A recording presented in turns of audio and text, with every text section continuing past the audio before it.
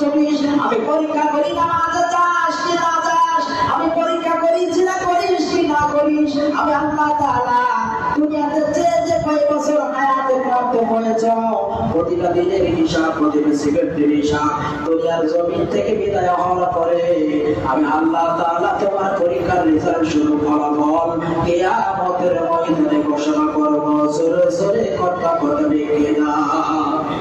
আমার ভাই, আমার বন্ধু, এই মাদ্রাসা, এই মসজিদ যা কিছু আছে সব কিছু অক্ষত থাকবে, কিন্তু মাত্র থাকবো না আপনি আমি। যা কিছু কামাই করবো সব কিছুর পরীক্ষার ফলাফল আল্লাহ তাআলা কিয়ামতের ময়দানে আপনার আমার হাতে তুলে দেবেন। ওই সময় ফলাফল না যার ডান হাতে আসবে সে জান্নাতি প্রাপ্ত হবে, আর যার বাম হাতে যাবে সে জাহান্নামে প্রাপ্ত হবে।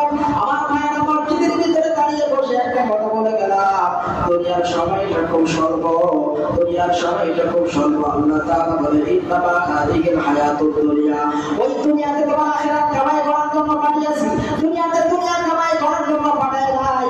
অতএব দুনিয়ার জমিন থেকে যদি কেউ আখিরাত কামাই করতে চাই, আমার জান আমার বাত ইন্না সালাতি ওয়া নুসুকি ওয়া মাহইয়ায়া ওয়া মামাতি লিল্লাহি রাব্বিল আলামিন, যা কিছু আছে সব কিছু আল্লাহর জন্য নিবেদিত হবে। জোরে জোরে বলুন আল্লাহু আকবার। আল্লাহ তাআলা বাকি জীবন যে কয়দিন আমরা আছি আল্লাহ